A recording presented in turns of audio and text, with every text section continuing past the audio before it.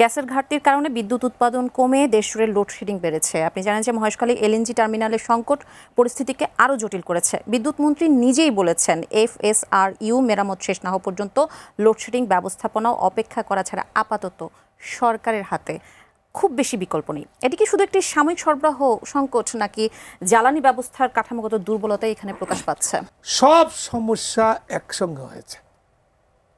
এক হচ্ছে যান্ত্রিক সমস্যা, আরেকটা হলো ব্যবস্থাপনার সমস্যা, আরেকটা হলো এই সময়ের সমস্যা। সময়ের সমস্যা কি জানেন?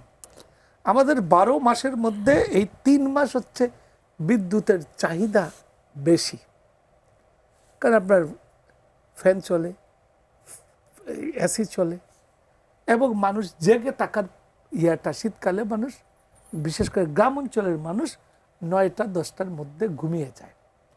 আর এখন যেহেতু গরমের সময়, মানুষের জেগে থাকার পরিমাণও বেশি। মানে এই সময়টা হচ্ছে বিদ্যুতের চাহিদা, মানে টপ চাহিদার সময়। তারপরে প্রধান যে সমস্যাটা বাংলাদেশের সামনে পড়েছে, সেটা শুধু বাংলাদেশের সামনে না, সারা পৃথিবীর সামনে পড়ে আছে। সারা পৃথিবী একটা জ্বালানি সংকটের মধ্যে পড়ে গেছে ইরান যুদ্ধের কারণে। আমাদের ইরান থেকে বিশ্বের যে জ্বালানি, তার ইরান থেকে সম্ভবত 30% 35% জ্বালানি শুধু ইরান থেকেই আসে। আবার ইয়ে থেকে, এই যে আপনার হরমুজ প্রণালী, ইরান থেকে না, হরমুজ প্রণালী, আমি কি বলছি, কারেকশন করে দিচ্ছি, হরমুজ প্রণালীতেই। হরমুজ প্রণালীর পাশে আছে লোহিত সাগর। লোহিত সাগরেও আপনার সঠিকভাবে জ্বালানি সরবরাহ হয় না।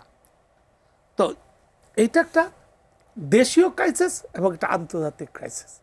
বিএনপির একটা দুঃখ হলো, বিএনপি যখনই ক্ষমতায় আসে তখন পৃথিবীর কোথাও একটা যুদ্ধ বাঁধে। এর আগে বেগম খালেদা জিয়া যখন ছিলেন তখন উপসাগরীয় যুদ্ধ হয়েছিল। এবার ইরান যুদ্ধটা সারা পৃথিবীতে জ্বালানির বাজারকে টালমাটাল করে ফেলছে। এখন আমাদের দেশ একটা গরিব দেশ, আমরা কি পরিমাণ এখন বেশি দামে বিদ্যুৎ কিনতে হচ্ছে, জ্বালানি কিনতে হচ্ছে। আপনি জানেন আমাদের এখানে 3 ধরনের বিদ্যুৎ কেন্দ্রগুলো, 3 ধরনের, কয়লা দিয়ে চলে, তেল দিয়ে চলে, গ্যাস দিয়ে চলে। ফলে এটা একটা সংকট হয়েছে। আর একটা হলো ব্যবস্থাপনার সংকট। আমি যেটা শেষ করে দিই, আপনি বোধহয় ওই দিকে যাবেন। ব্যবস্থাপনার সংকট হলো,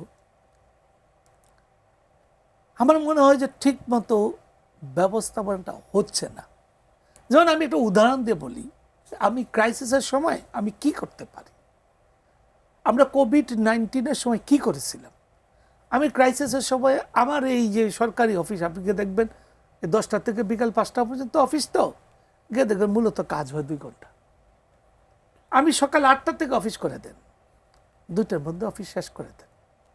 স্কুল কলেজ সকাল 8টা থেকে 2টার মধ্যে, 2টার থেকে আপনি সব বিপানি বোতামগুলো খুলে দেন, বিকাল রাত 8টা পর্যন্ত রাখেন। আর যত মেল ফ্যাক্টরি আছে সন্ধ্যার থেকে শুরু করবে, ভোর বেলা 8টা পর্যন্ত। শর্ট টাইম পরিকল্পনা, যেহেতু আমি সেটা শর্ট টাইম, আর একই সঙ্গে আমাকে এই যে নতুন জ্বালানির উৎসর দিকে যাইতে হবে, আমাদেরকে সৌর বিদ্যুতের দিকে যাইতে হবে, আমাদেরকে সস্তা বিদ্যুতের দিকে যাইতে হবে। নানান ভাবে বিদ্যুৎ কিন্তু আজকাল উৎপাদন হচ্ছে, হ্যাঁ, আপনার সেগুলোর দিকে নজর দিতে হবে।